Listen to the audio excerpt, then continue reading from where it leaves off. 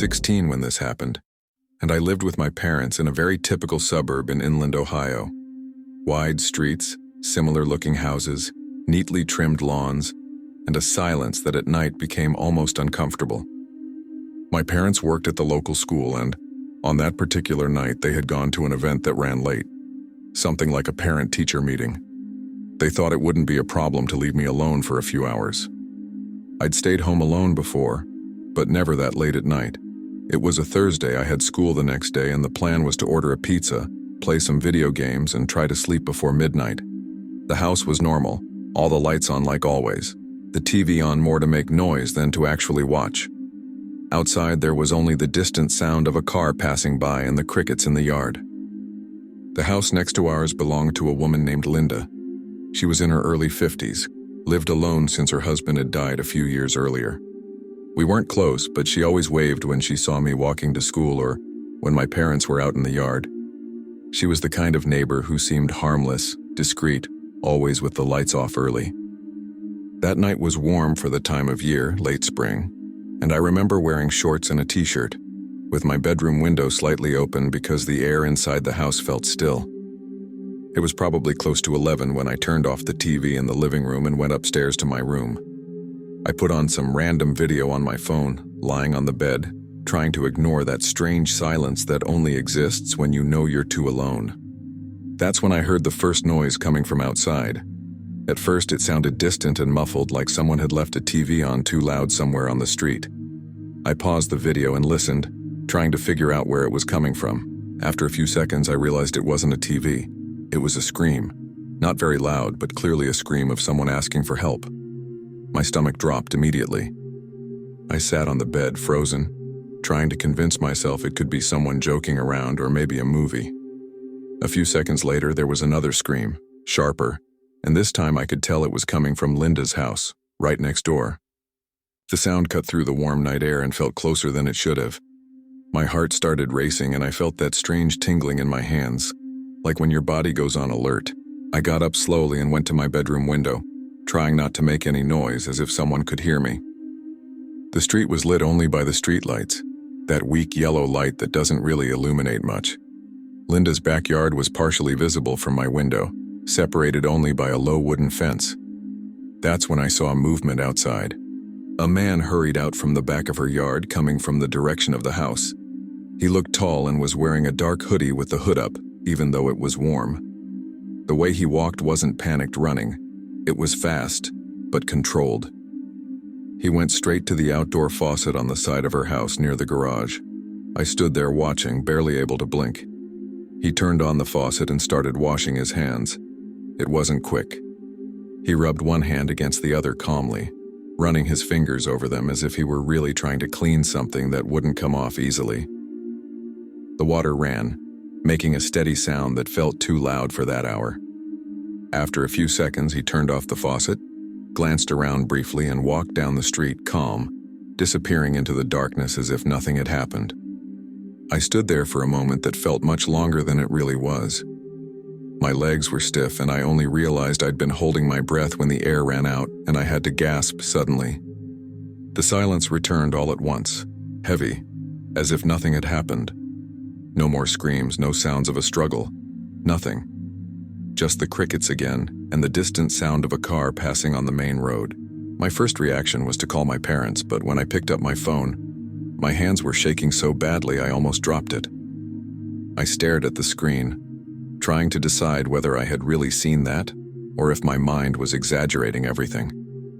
Part of me wanted to believe it was a relative of Linda's or someone helping her with something, but the image of those hands being washed wouldn't leave my head.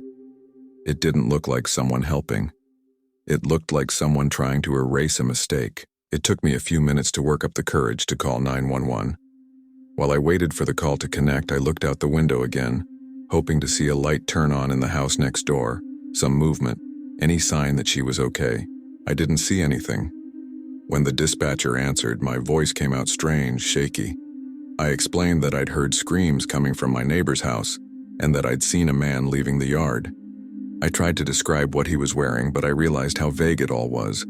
Dark hoodie, hood up, tall, nothing specific.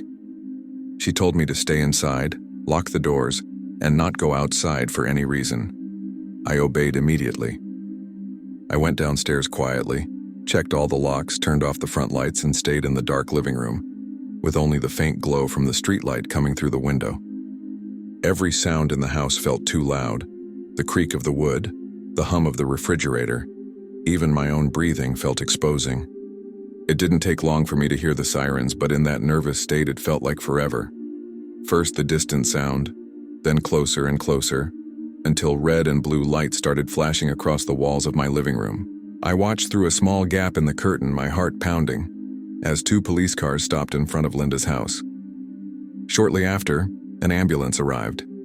The officers went into her yard with flashlights, talking quietly to each other. The ambulance waited a few seconds before the paramedics got out quickly, already with a stretcher. I couldn't hear what they were saying, but I could tell something was wrong. None of them looked calm. At no point did I see anyone being arrested or escorted. Just quick movement, doors opening and closing, lights flooding into her house. At some point I saw the paramedics come out pushing the stretcher with someone lying on it, covered up to the chest. The head was wrapped in something white, probably gauze. That put a knot in my stomach, unlike anything I'd ever felt before. I stayed there frozen until someone knocked on my door. I almost jumped off the couch. A police officer stood outside, lit by the streetlight. He asked if I was the one who had called. I nodded, my throat dry. He asked me to tell him exactly what I had seen. As I spoke, I realized how strange it all sounded when put into words. The man, the hood, the faucet, the hands being washed. The officer wrote everything down in a small notebook, but his face showed no surprise. Just focus. He asked me to repeat the time, whether I'd seen the man's face, whether I recognized anyone from the neighborhood. I said no. He thanked me, told me to let my parents know when they got home, and said that for safety it would be best not to keep looking out the window that night. When he left, the house felt even emptier.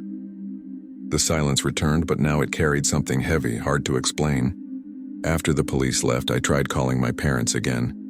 This time they answered, and I spoke quickly, stumbling over my words, saying that something had happened to the neighbor and that the police were here. They said they were leaving the event immediately, but it would still take about 20 minutes to get home. Those 20 minutes felt like hours.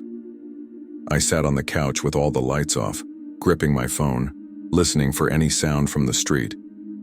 Linda's house now had the front door open, lights on, and I could see shadows moving inside, probably officers still doing something. I didn't hear any more screams, just the distant sound of the ambulance driving away. My mind kept replaying the same image, the man rubbing his hands finger by finger far too calmly. The more I thought about it, the more wrong it felt. It wasn't the gesture of someone scared. It was the gesture of someone who was finished. At some point, I felt the urge to go to the bathroom, but I was afraid even to get up from the couch. Every step felt too loud. The floor creaked, and I froze, thinking someone might hear. I knew it didn't make much sense, but logic wasn't helping at that moment. I started remembering small details that hadn't stood out before. The way he turned off the faucet carefully without slamming it. The fact that he didn't look back when he walked away down the street. He simply left as if he had all the time in the world. I looked at my own hands and felt nausea rise. I thought about Linda, about how she always spoke softly, how she never had visitors. I tried to convince myself that the police would handle everything, that it had nothing more to do with me. Even so, every time I heard a car passing outside, my whole body tensed, expecting to see someone stop in front of my house. My parents arrived shortly after midnight. As soon as I heard their car in the driveway, I felt such intense relief that my legs went weak. I told everything again, this time with them there. But even as I spoke, it felt unreal. My mom hugged me tightly, and my dad went to the front window to look out at the street, as if he might see something the police had missed. Linda's house was dark again, with police tape across the front door. That gave the whole place a strange weight, as if the entire street had changed mood. They told me I'd done the right thing by calling 911 and tried to calm me down, saying everything was under control now. Even so, no one slept well that night. I stayed in my room with the door closed, listening to my parents talking quietly in the kitchen. Every time I closed my eyes, the image of the man came back, always the same, leaning over the faucet, washing his hands with patience. The next day, I woke up to police cars on the street again. The police came back early, this time with people in plain clothes taking photos and going in and out of Linda's house. An officer spoke with my parents on the sidewalk, explaining that she had been found in serious condition but alive. The house was completely ransacked, as if someone had been searching for something or had simply lost control inside. There were no clear signs of forced entry. No neighbor had seen the man before or after that night. The street cameras hadn't captured anything useful. When I heard that, a chill ran through my stomach. The idea that someone had entered and left that house so easily without leaving a trace unsettled me all day. Even with the sun high and people walking down the street, I couldn't stop thinking that it had all happened just a few meters from where I'd been. In the days that followed, the street became a topic among the neighbors, but in a strange, restrained way. Everyone spoke in low voices, as if speaking too loudly might bring something back. Some people said Linda must have known the attacker. Others talked about a robbery gone wrong. No one was sure of anything. The police came back a few more times to ask questions, always the same ones, always with no new answers. On one of those days, an officer asked me again about the man I'd seen. He asked me to repeat exactly what had stood out to me.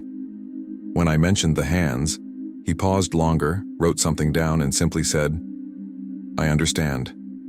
That bothered me more than if he'd reacted with surprise. It felt like that detail was stuck in his head too. I began noticing small changes in my routine. I started closing the curtains earlier, checking the locks more than once, avoiding being near the windows at night. Things I'd never thought about before became part of my day without me realizing it. A few weeks later, we learned that Linda wouldn't be returning to the house. She'd survived but wasn't in condition to live alone again. Her family came by one day to pick up some belongings, went in quickly, and left without speaking to anyone. The house stayed empty, the yard starting to look neglected, the paint slowly peeling. At night, when I passed by my bedroom, I could still see the outdoor faucet in her yard, now turned off, still. It was impossible to look at it without remembering the entire scene, the way everything had happened, fast and quiet, and then simply ended. They never arrested anyone. The case went cold, as they say. But for me, it didn't end that night.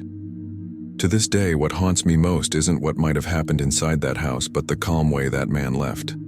The methodical, almost careful way he washed his hands before going away, like someone who knew there was no need to rush. Over time, people stopped talking about it, but I couldn't forget. Whenever I was home alone again, even during the day, that feeling came back. I found myself listening too closely, paying attention to sounds I used to ignore.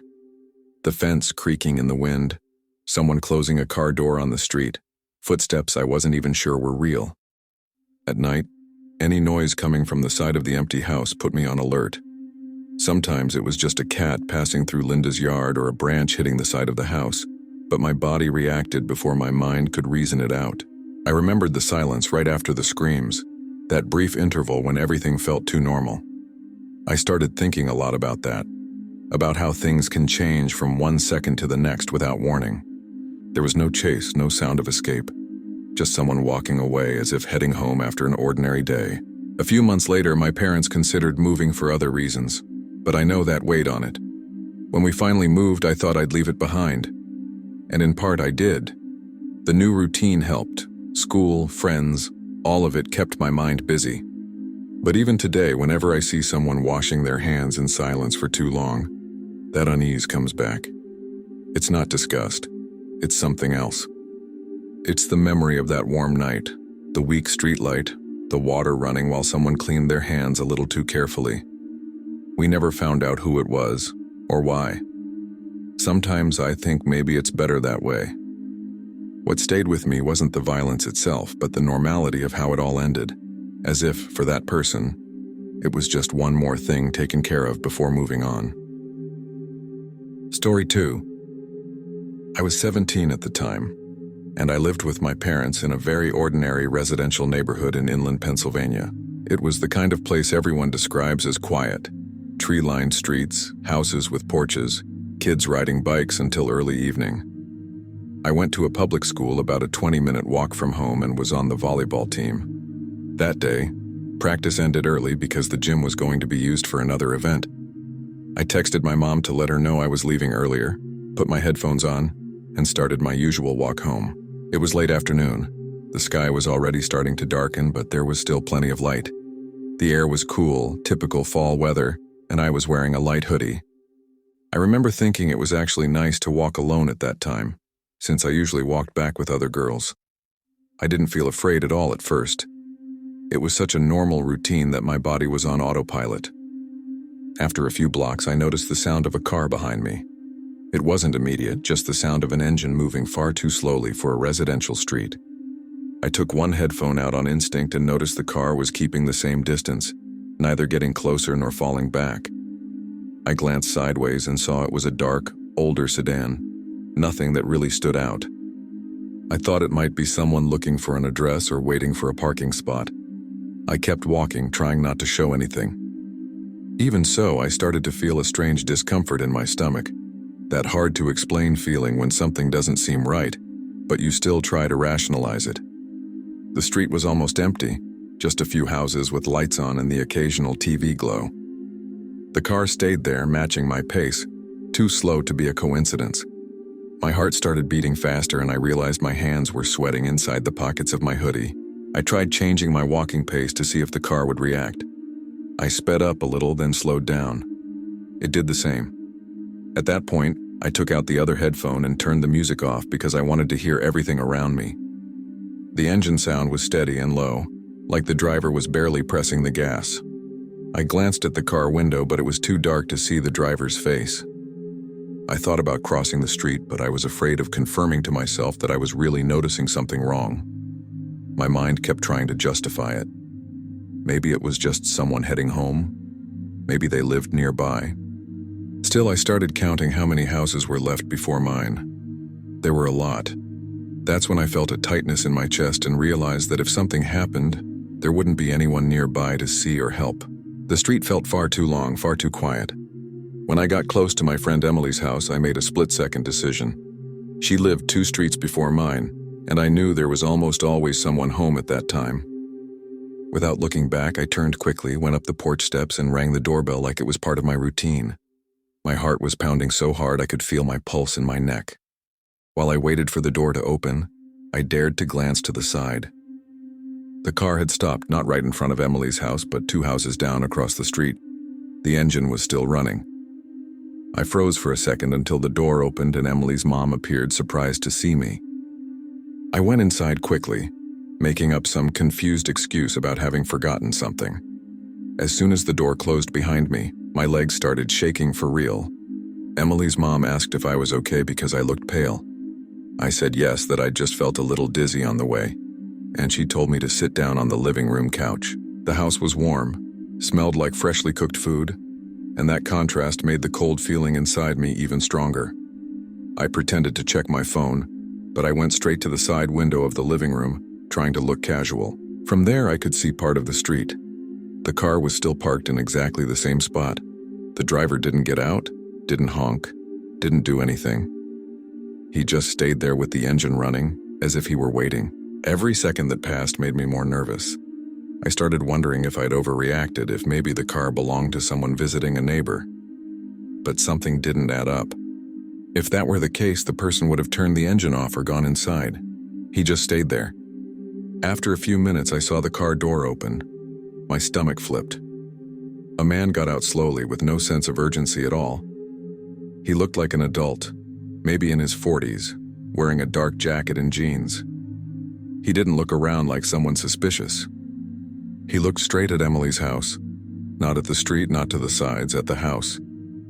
He stood there for a few seconds like he was observing something specific. Then he took a small notepad out of his pocket and started writing. Not quickly. He wrote calmly, stopped, looked at the house again, wrote a little more. I felt a knot in my throat so strong I thought I might throw up. It felt like somehow I had been recorded. After putting the notepad away, he got back into the car, stayed there with the engine running for a few more seconds, and then drove off slowly, the same way he had before. I stayed away from the window after that, sitting on the couch trying to control my breathing. Emily's mom asked if I wanted her to call my parents, and I agreed immediately. While she talked to my mom in the kitchen, I tried to organize what I was going to say without sounding paranoid. When my mom arrived to pick me up, I told her everything in the car, staring straight ahead the whole time. She tried to stay calm, said it might have just been a coincidence, but I could hear the worry in her voice.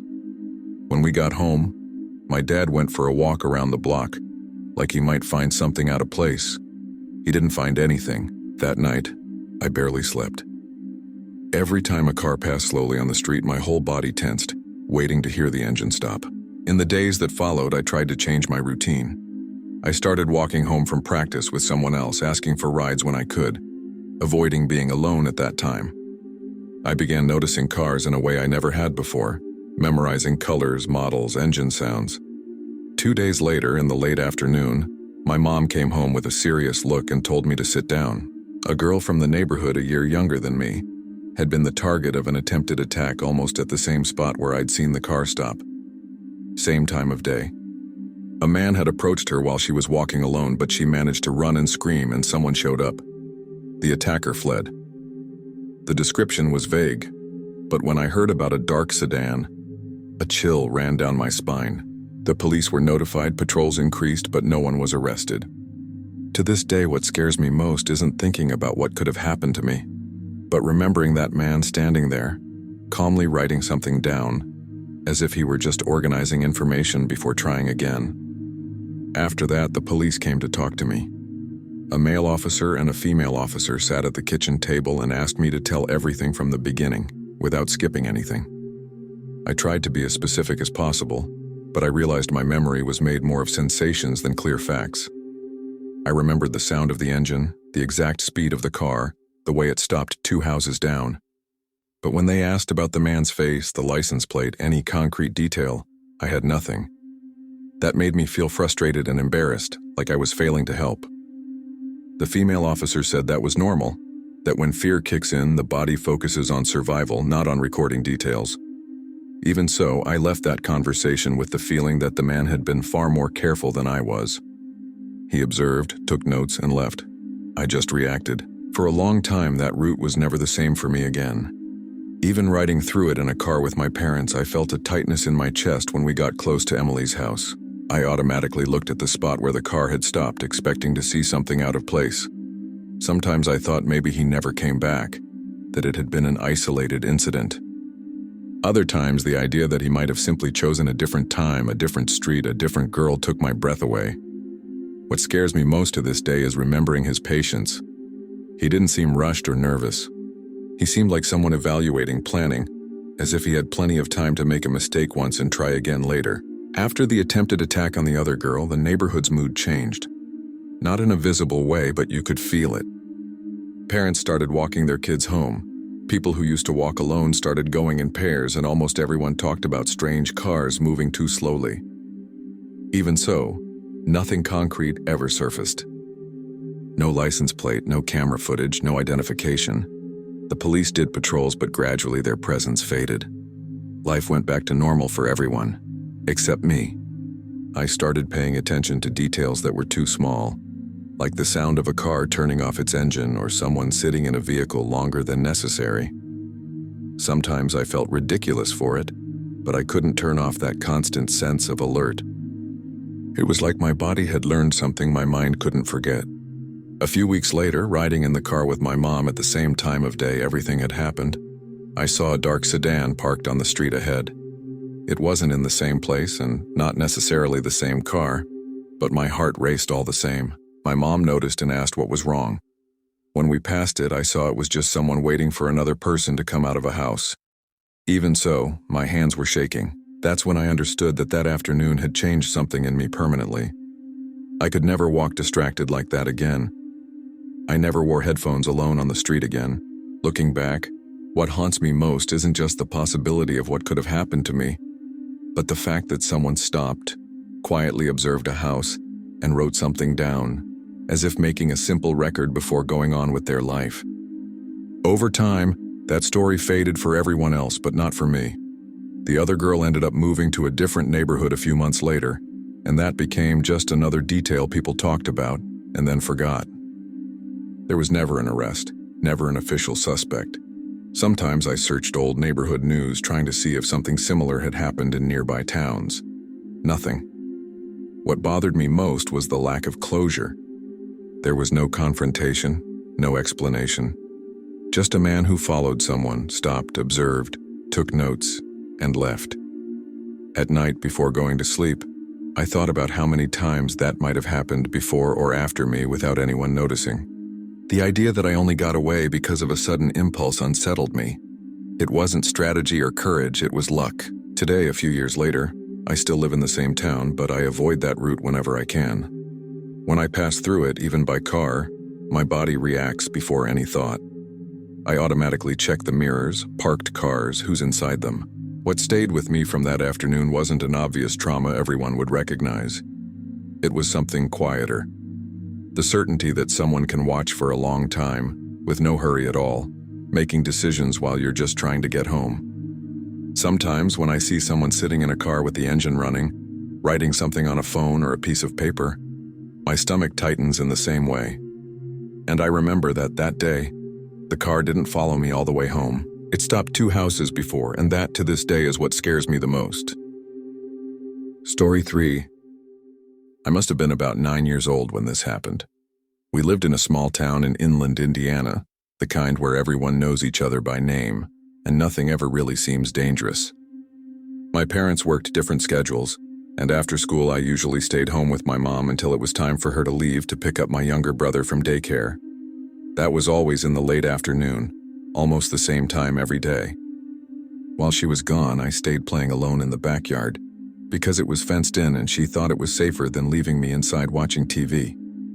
I had my toys spread out, a ball, some toy cars, and sometimes I'd just dig in the dirt near the fence. It was routine. Nothing seemed out of the ordinary. The backyard backed up to other houses, sheds, and old fences, all very close together, typical of a small town. The neighbor behind our house lived alone, and no one really talked much about him. I knew his name only from hearing my parents mention it. He was probably in his early 30s, maybe older, and spent a lot of time in the shed he had in his yard. Sometimes I'd see him working with tools or going in and out carrying boxes. At first he just waved from a distance when he saw me playing. After a while he started showing up at the same time every day. It was strange because it felt calculated. Not all afternoon, always right after my mom left in the car to pick up my brother. I only realized that later, but at the time it caught my attention that he appeared almost immediately, as if he had been waiting. He'd come close to the fence or the side gate and start making conversation, asking questions that were far too simple for an adult to be asking a child. He asked what time my mom would be back, if I stayed alone every day, if I liked playing outside. Sometimes he commented that my yard was big, that there was plenty of space to run around. The way he spoke wasn't aggressive, but it wasn't normal either. It was insistent. He didn't smile much and looked more at the yard than at me. On a few occasions, he mentioned his shed, saying there were cool things inside, tools, pieces of wood, things I might find interesting. He said it casually, but repeated it more than once. I remember feeling a strange discomfort, even though I couldn't explain why. I answered briefly, said my mom would be back soon, even when that wasn't true. The air at that time of day felt still and hot, and I started sweating not just from playing but from feeling nervous with him standing there, leaning against the fence. As the days went by, he started getting closer. Instead of staying on the other side of the fence, sometimes he'd open the side gate that gave access between the backyards and stand there inside, still at a distance from me. He said it wasn't a problem, that he already knew my parents, which wasn't true. He asked if I wanted to go to the shed to see something quickly, that there was time before my mom came back. I always refused, but I started paying close attention to the sound of my mom's car, waiting to hear the engine on the street. One day, I heard different footsteps behind me and turned quickly, thinking it was my mom. It wasn't. It was him, already inside the yard, closer than he'd ever been before. My heart started racing and I felt a dry fear. No crying, just the urge to run into the house. I started backing away slowly, trying not to look scared, as if I were still playing. He noticed and told me not to run, that I didn't need to be afraid, that he just wanted to show me something quickly. His voice was low and controlled, not rushed. That made me even more nervous. I remember looking at the back door of my house, calculating whether there was enough time to reach it before he tried anything. The yard felt bigger than ever. The sounds from the street were distant. No cars passing, no neighbors nearby. I could smell the hot dirt and grass and sweat running down my back. He took a few more steps, still talking, saying I was a smart kid, that my brother must like me, that there was no problem at all with going to the shed for a few minutes. I didn't answer. I just turned and ran. I got inside the house and locked the door with shaking hands. I stood pressed against it, trying to hear if he'd followed me, but all I heard was my own heart pounding too hard. I peeked through the kitchen window and saw him standing in the yard, looking around as if he were evaluating something. A few seconds later, I heard my mom's car arriving earlier than usual. She came in through the front door calling my name. Before I could say anything, I heard her scream from the back of the house. When I ran there, I saw my mom standing in the yard, pale, staring at the neighbor, who was just a few feet away from her, inside the fence. He tried to say something, but she yelled at him to leave immediately and started pushing him toward the gate. He left without arguing, walking fast, not looking back. After that, my mom took me inside and locked all the doors. That's when I started crying, the delayed kind, when your body realizes it came too close to something bad. She made me sit at the kitchen table and asked me everything from beginning to end, her voice trying to stay calm. I told her about the questions, about the shed, about him always appearing at the same time. As I talked, I could see her expression changing, like she was putting together pieces she didn't like the outcome of. She called my dad at work and then called a few neighbors. Before long, people were knocking at the gate, everyone talking at once. One neighbor said he'd already thought it was strange how the man lingered behind the houses. Another said he seemed to know too much about people's routines. The police were called that same afternoon. They came, took notes, asked questions, but didn't take him away that day. They said they hadn't seen enough to arrest anyone. From that day on, I was never left alone in the backyard again. My mom changed schedules, asked a neighbor for help, and started taking me with her when she went to pick up my brother. The neighbor behind us stopped appearing. The shed stayed closed for weeks. Life slowly went back to normal on the outside, but inside the house, something had changed. A few months later, we found out he'd moved away suddenly. No one explained much, just said he'd left town. Sometime later, a small notice appeared in the local newspaper saying a man had been arrested in another city, a few hours away, for crimes against children. The name was the same. When my parents read it, they went silent. I didn't understand everything at the time, but I understood enough to know that someone had been watching our routine with frightening precision. Even today, what gives me chills the most isn't thinking about what he wanted, but the fact that he knew exactly when I was alone. After that, simple things started to feel different to me. The sound of the gate creaking, someone walking behind a fence, an adult looking for too long. I grew up fast after that, at least in my head.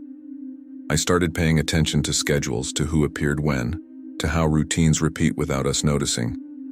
My parents never talked much about it with me after the news of the arrest. Maybe to protect me, maybe because they were trying to forget too. But I noticed how my mom checked the yard before letting me go out, or how my dad closed the gate harder than before. The house was the same, the neighborhood too, but that automatic sense of safety was gone. The idea that someone could watch silently, learn everything, and wait for the right moment stuck with me. Today, as an adult living in another city, I still think about it sometimes, especially when I see children playing alone in backyards, or when I realize how predictable our routines are. I don't remember his face clearly anymore, but I remember the certainty with which he appeared at the exact same time, as if he were following an invisible clock. What scares me most looking back is knowing that if my mom hadn't come home earlier that day, no one might have suspected anything. He would have kept showing up, asking questions, waiting, and I would have kept finding it strange, without understanding how dangerous it really was. Learning years later who he truly was only confirmed something I already felt back then, even as a child. Someone was watching us too closely, for far too long. Story 4. I was 15 years old when this happened, and I lived with my parents in a very ordinary suburban neighborhood in the state of New Jersey. Houses close together, small backyards, streets that went quiet after 9 at night. My parents had traveled to visit relatives in another state and were only going to be gone for one night. They left me alone because I was already used to it. I had a phone, ready-made food, and neighbors nearby. I thought it would be fine. It was a Friday. I'd spent the afternoon playing video games and chatting online with friends. The plan was to stay up late gaming and go to sleep late. The house was fully lit, warm with that constant background noise of the refrigerator, the heater, and the kitchen clock. Outside, the neighborhood looked dead, just a few streetlights illuminating the road and no cars passing. Around 10:30 at night, the wind started picking up. Nothing extreme, but the kind of wind that makes trees sway and the house creak a little. I was in my bedroom on the second floor with the window closed and the curtain open. That was when everything went dark at once.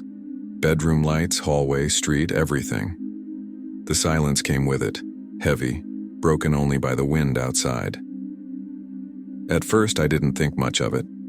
Power outages happened sometimes in that area.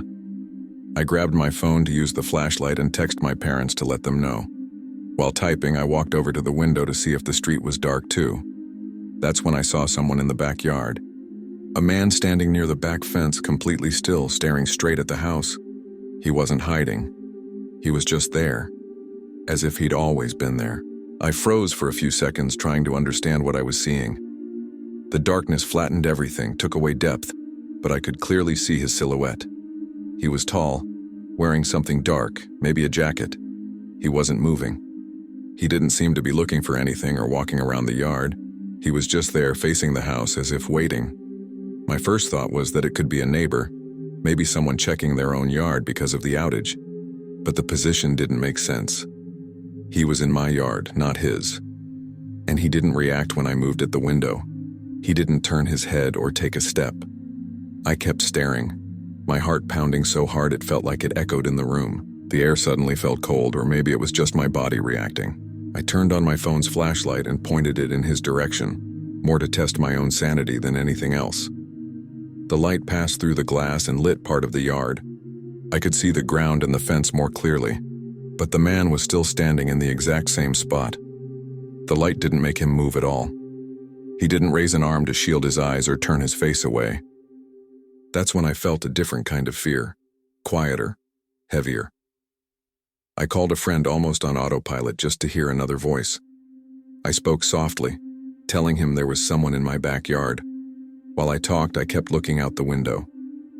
The man was still there, unmoving, as if he weren't even alive, but I knew he was. No one stands that still without being aware of it. My friend thought I was joking at first, but the way my voice sounded made him realize I wasn't. He kept telling me to call the police, to leave the room, but I couldn't pull myself away from the window. It felt wrong to turn my back. I lowered the flashlight a bit and tried to see the man's face, but the light didn't quite reach. I could only see the shape of his body and his head slightly tilted upward toward the house.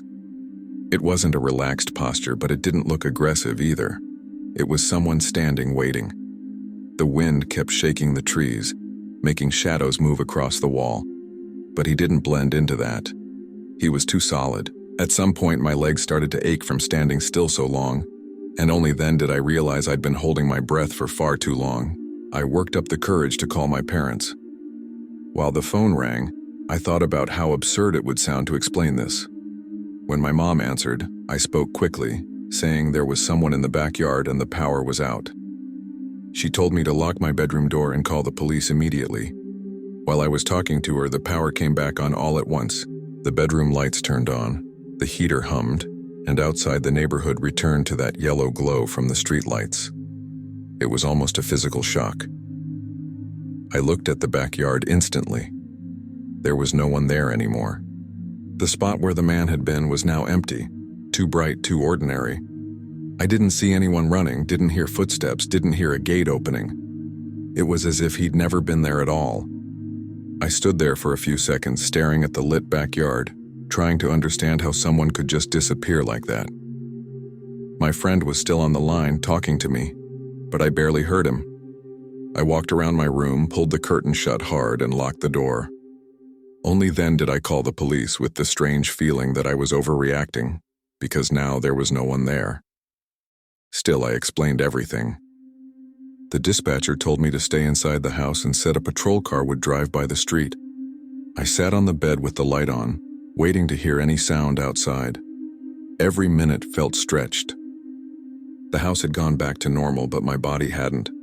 I felt a weight in my chest like something was still wrong even though I had no proof. The patrol car came by about 15 minutes later. 2 officers took a quick walk around the backyard, shined flashlights along the fence, and said they didn't see anything unusual. One of them commented that during power outages, sometimes strange people take advantage to look at empty houses. But he said it in a tone that felt more like he was trying to calm me than that he really believed it. They left and the street went quiet again. I tried to sleep but couldn't.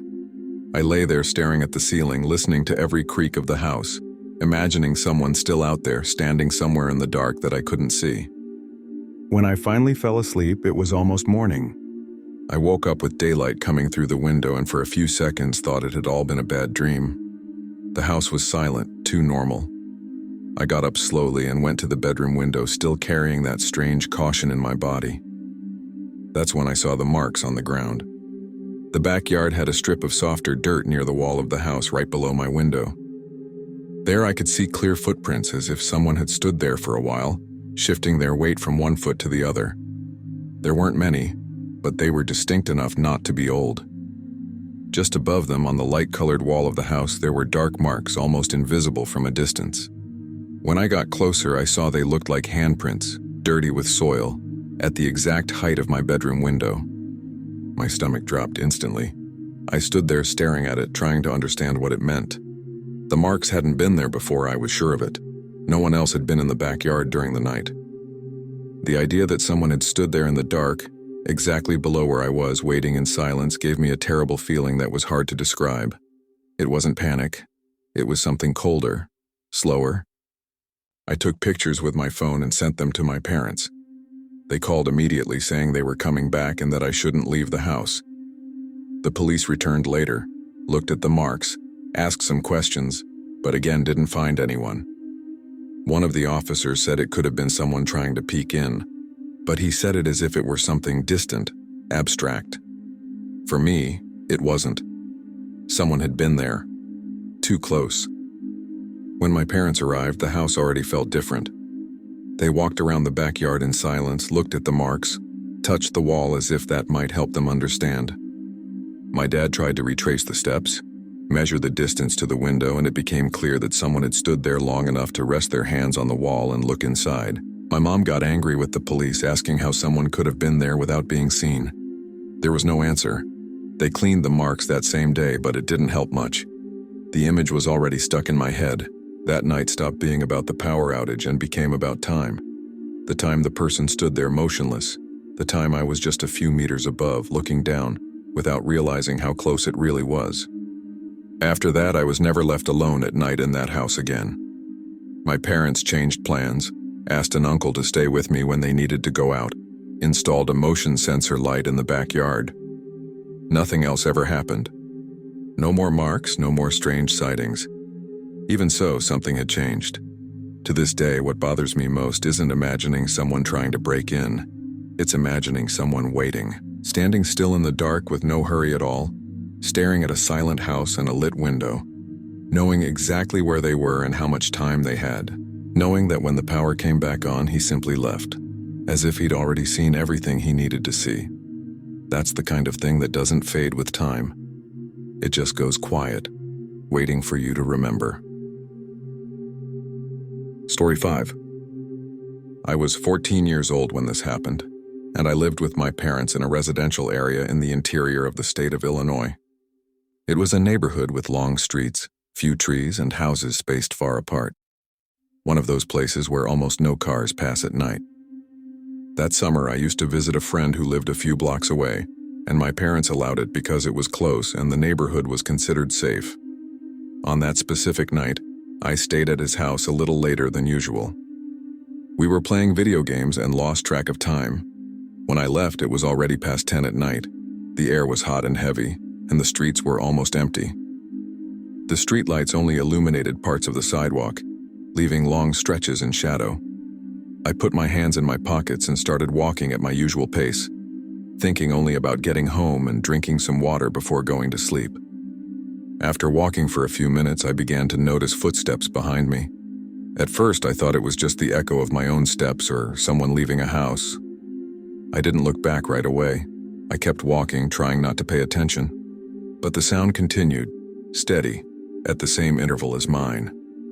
I took my phone out of my pocket as if checking a message and used the reflection of the dark screen to look behind me. I saw a man walking on the same sidewalk, some distance back. He didn't seem to be running or getting closer. He was just walking. He was wearing dark clothes and had a strange way of holding his body too straight. That made me uncomfortable, but I still tried to rationalize it. Maybe he lived around there. Maybe he was heading home. Even so, something about that matching rhythm started to bother me more than it should have. After another block, I decided to test whether it was just a coincidence. I sped up a bit, almost walking fast enough to turn it into a run. The sound behind me stayed exactly the same, neither closer nor farther. I slowed down right after, pretending to tie my shoelace for a few seconds. When I started walking again, he adjusted his pace too. The distance between us seemed measured, as if it were intentional. That's when my stomach really started to tighten. This wasn't someone distracted just walking down the street. This was someone paying too much attention. I looked around for a house with people outside, a TV on, any sign of movement. There was no one. Just me, the sound of my footsteps and his, and that long stretch of street that seemed like it would never end. My mind started working fast, trying to decide what to do without panicking. I thought about crossing the street, but I was afraid of confirming that I had noticed. I thought about running, but I was also afraid of provoking a reaction. I kept walking, trying to look normal, but feeling sweat run down my back even in the hot air. With every streetlight, I expected him to do something different. Nothing changed. He passed through the lit areas and the shadows the same way, always behind me, always at the same distance. I started counting in my head how many houses were left until mine. There were still many. The walk had never seemed so long. My heart was pounding so hard I could feel it in my ears. When I turned the last corner before my street, I felt a relief that was far too short-lived. My house was almost in the middle of the block, and from there I could already see the roof and the porch light on. Even so, the man stayed behind me. He didn't speed up or slow down, the same distance. By then, my hands were shaking. I could hear my own blood in my ears, a muffled sound mixing with the footsteps behind me. I thought about calling my parents, but I didn't want to take my eyes off the path. Everything in me said not to stop, not to look back again. Just keep going. When I reached the front of my house, I didn't think. I ran. I went up the 2 porch steps almost tripping, shoved the key into the lock and missed twice, got inside and slammed the door harder than I meant to. I locked everything without breathing properly. I went straight to the living room window and pulled the curtain just enough to see the street. The man had stopped in front of my house. He didn't try to cross the street or come closer to the door. He just stood there on the sidewalk looking at the front of the house. Not at the window specifically, but at the whole house, as if he were confirming something. He stayed like that for a few seconds that felt far too long. Then, with no hurry at all, he turned and kept walking down the street at the same pace as before, disappearing into the shadow of the next block. He didn't run. He didn't look back. It was as if that stretch of the walk had been enough for him. I stood there for a long time, staring at the empty street after he disappeared. Only when my legs started to hurt did I realize how tense I was. I checked the doors again, closed the curtains and went to the kitchen to drink some water, but my hands were shaking so much that I spilled some on the floor. My parents still hadn't come home from work, and the house felt too big at that hour. Every noise made me turn my head quickly. The refrigerator clicking, the distant sound of a car passing, even the air conditioner turning on gave me small jolts. I tried to convince myself that maybe I had exaggerated everything, that the man had just been going somewhere and, by coincidence, turned onto the same street. Even so, the image of him standing in front of my house wouldn't leave my head. He didn't look confused, he looked satisfied. When my parents got home, I told them everything. My dad went out onto the street right away, walked a bit in both directions, as if he might still find someone. He didn't find anything. My mom said it was probably just someone walking, but I could tell she was shaken too. They asked if I remembered any more details. Clothes, face, anything, and I didn't. Just the constant distance and the calm way he moved. That night I slept badly, waking up several times thinking I'd heard footsteps on the sidewalk. In the days that followed, my parents started picking me up or driving me places, even though it was close. The street looked the same, but I didn't walk on it the same way anymore. Always looking back, always too alert. In the days that followed, I tried to act as if nothing had happened, but it was impossible. Every time I left the house, even during the day, I paid too much attention to the street. I noticed things I'd never paid attention to before, like how long someone stayed inside a parked car or footsteps behind me on the sidewalk. At night, I avoided looking out the window, but at the same time felt the urge to check if everything was normal. I told the story to a friend at school, laughing nervously as if it were an exaggeration, but inside I still felt that tightness in my chest. The part that bothered me most was not being able to explain the reason for that walk. He didn't try to talk to me. He didn't try to get closer. He just followed, and then stopped exactly in front of my house, as if that had been the goal from the beginning. About 3 days later, I woke up to my parents talking quietly in the kitchen. It was still early, and the tone of the conversation wasn't normal. When I went in, my dad told me that someone had tried to break into a house 2 blocks down from ours during the night. The attempt had happened shortly after midnight. The back door had marks from someone trying to force the lock, but the alarm went off and the person ran away. The street was full of comments that day, people talking about doors, locks, and outdoor lights. When I heard the address, I felt a chill run up my spine. It was exactly on the same street I had walked down that night, on the same side of the sidewalk. When my parents told me that, I didn't say anything right away. I just listened, trying to connect the dots in my head without sounding alarmist. They mentioned that the police had driven through the street, talked to some neighbors, and recommended extra caution. My dad checked all the locks before leaving for work and left an outdoor light on even during the day. I went to school with that strange feeling of walking outside my own body. During class, my mind kept going back to the image of the man standing in front of my house, looking at the door. I started thinking that maybe he was counting houses, watching schedules, trying to understand who lived where. The idea that that walk had been a test began to make sense in a way I didn't want to accept. It no longer felt random. It felt like confirmation. That night I spent more time looking out the window than I should have. The street was quiet as always, but now the silence felt loaded. Every car that passed slowly put me on alert. Nothing happened, but that didn't bring relief. On the contrary, it felt like something had been interrupted, not finished. In the days that followed, the attempted break-in became a quick topic and then faded away, as these things tend to do when no one gets hurt. No one was ever arrested. No suspects were ever mentioned, but for me, the order of events never stopped making sense. First, someone walks behind a boy alone, keeps distance, observes how he reacts. Then he stops in front of the house, looks at the door, and leaves. Days later, someone tries to enter another house on the same street. To this day, what bothers me most isn't thinking about what could have happened to me that night, but the feeling that that walk wasn't about following me. It was about learning the route. After that, my routine changed without anyone needing to say anything. My parents didn't explicitly forbid me from walking alone, but they started suggesting rides and asking about schedules more often. I accepted everything without complaint. That automatic trust I had in the street was gone.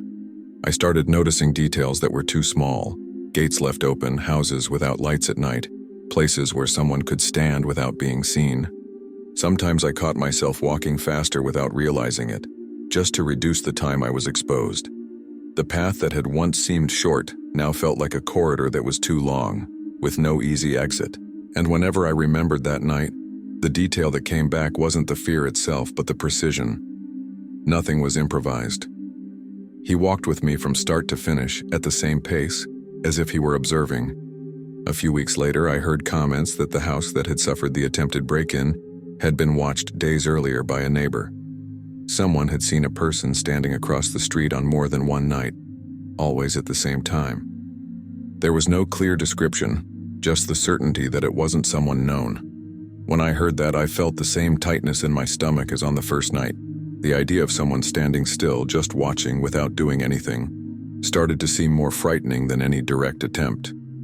It was as if the most important part came before, in silence.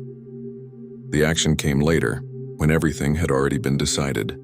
Over time, the street went back to looking normal to everyone else. People stopped talking about it. The outdoor lights were turned off. Life went on. I went on too, at least on the outside. But to this day, when I walk at night, I pay too much attention to the rhythm of footsteps behind me. It isn't immediate fear. It's calculation. It's noticing whether the distance changes or not. Whether someone speeds up when I speed up. Whether they slow down when I slow down. That night taught me something no one had explained to me before. Sometimes danger isn't in the hurry or the aggression. It's in the patience. In the way someone walks exactly like you do without needing to get closer, just watching. I never saw that man again. I never knew whether he had any direct connection to the attempted break-in or if everything was just a coincidence. But the order of events never left my mind. First the walk, then the stop in front of my house, then the attempt on the same street. To this day, when I remember that scene through the window, what bothers me most is the way he looked at the door for a few seconds before continuing on his way. It didn't look like frustration. It didn't look like doubt. It looked like confirmation. As if that entire walk had served just one purpose, to understand the route, mark the place, and move on once he was sure enough. Thank you very much for your company until the end. Your support is what gives life to this channel. If these stories have caught you, don't forget to leave your like and comment on your opinion. And if you are not yet part of our community, sign up now to receive the next real horror stories.